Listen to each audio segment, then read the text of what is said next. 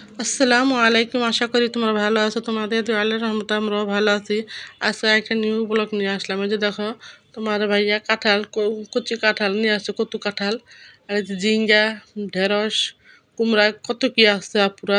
দেখা যাও কি কি রান্না করা যায়, তাই তোমাদের সাথে শেয়ার করলাম। এই যে দেখো, প্রথমে পুরা ঢেঁড়স আর মনে করো যে চাল কুমড়া কচি শাক ভাজি খাওয়ার জন্য যে একটু হাফ ভাপ দিয়ে নিলাম, অল্প করে লবণ দিয়ে।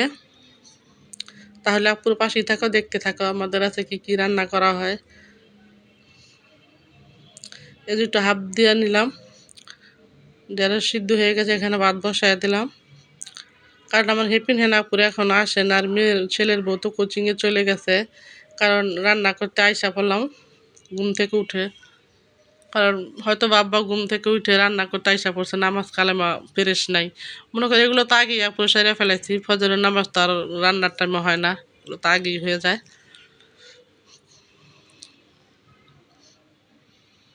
এই যে হলুদ মরিচ দিয়ে একটু মাখায় নেই।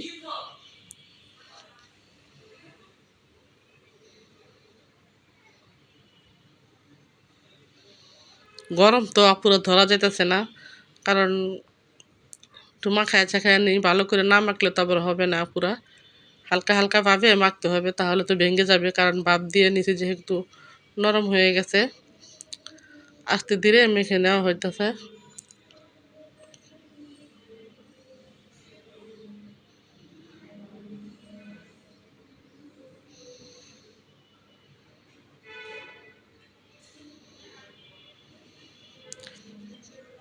আজকে পুরো তোমাদের সাথে একটা জিনিস শেয়ার করব, তো এখন বলবো না, পরেই বলবো।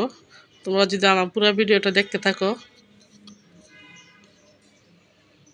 আজকে মনে করা পুরো ফ্রাই প্যানে না দিয়ে কড়াইতেই ভাইজা নেওয়া হইতেছে। কারণ একটাই বাজে, একটাই নষ্ট হোক। এই যে আমার হেপিন হ্যান আসলো এগুলা করার পর, আইসা যে ঝিঙ্গে কাটতেছে, আমি আবার ওই যে মনে কর ঢেঁড়স সিদ্ধ করলাম, তারপরে কুমড়া সিদ্ধ করে ভাজা নিলাম, মাছগুলো এখন দিয়ে দিলাম। তাহলে আপুরা দেখতে থাকো, আমার পাশেই থাকো।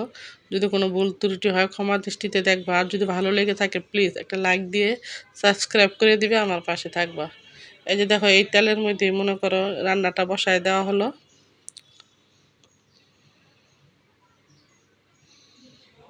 কারণ ঝিঙ্গার মধ্যে তা পুরো বেশি হলুদ মরিচ খাটে না, ঠান্ডার জিনিস ঠান্ডা তরকারি লাগে, ঠান্ডাভাবে রান্না করতে হয়। দেখো, অল্প অল্প করে হলুদ মরিচ দিয়ে দিলাম কষানোর জন্য।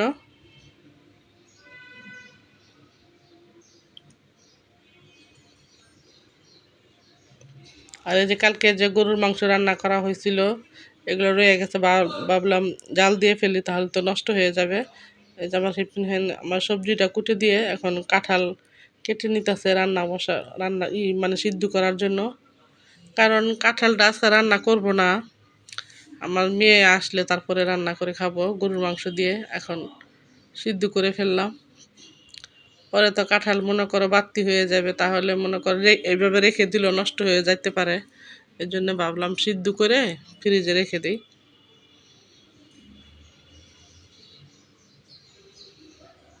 তোমরা কে কে পুরো এই কচু কাঁঠালের তরকারি খাইতে পছন্দ করো, আমাকে জানাবা, কমেন্টস করে বলবা। আর রেখে দেওয়া হয়েছে, তোমরা যদি আমাদের বাসায় আসো তোমাদেরকে রান্না করে খাওয়াবো, আসতে পারো। আর তোমরা কে কোথায় থেকে পুরো ভিডিওটা দেখতেছো কমেন্টস করে বলবা।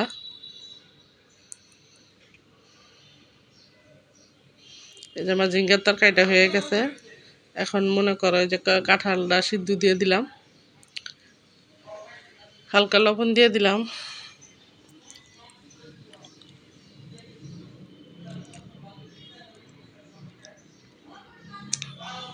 আর একটু হলুদ দিয়ে দিলাম। কারণ এইসব হলুদটা দিলে সিদ্ধ করলে খুব সুন্দর দেখা যায়। আর এই যে কষগুলো থাকে এগুলা মনে করো থাকে না। যে তোমার ভাইয়া যে আলু নিয়ে আসলো, যে ছেলের বউ সিদ্ধ করে নিছিল রাত্রে, এখন সকালবেলা আমিও একটা খেলাম, আমার হিপিন হ্যানকে একটা দিলাম, আর তিনটা রয়ে গেছে পুরা। যে আসার সময় তোমার ভাইয়া যে বাঙ্গি নিয়ে আসলো, বাঙ্গি খেয়ে কে খেতে পছন্দ করো কমেন্টস করে বলবো। আমার তো অনেক পছন্দের খাবার একটা বাঙ্গি, চিনি দিয়ে মনে করো মিঠাই দিয়ে ভালো করে মাখিয়ে খাইলে ভালো লাগে। কাঁঠালটা সিদ্ধ হয়ে গেছে প্রায়, আর একটু সিদ্ধ হবে। আমাকে গুছায় দিয়ে এই যে আমার হেপিন হ্যান্ড মনে করো এই যে মশারিটা তুলে নিল, বিছনাটা গুছায় নিতেছে।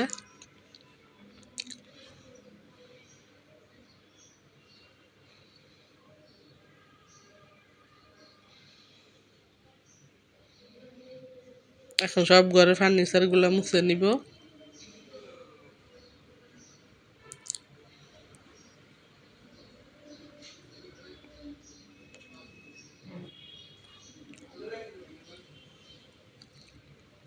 গরমের দিন মানে বৃষ্টি তেমন হয় না, তা পুরো ফার্নিচার এত নোংরা হয়, এত ধুলাবালি। একমতো মনে করো সপ্তাহে 3 দিন মোছা হয়, নিলে একমতো প্রতিদিনই মোছা হয় পুরো। এই যে দেখো আমি হেপিন হ্যান্ডকে বললাম তুমি বিছনা ঠিক করছো, হয় নাই, বালিরগুলো ওই এক সাইডে রাখো, তারপরে এখন ফার্নিচার মুছো, কারণ আমি যে শিখাই দিছিলাম ওইভাবেই মুছবা। ওই যে আমার কাঁঠালগুলো সিদ্ধ হয়ে গেছে, এখন ঠান্ডা হইলে ফ্রিজে রেখে দিব।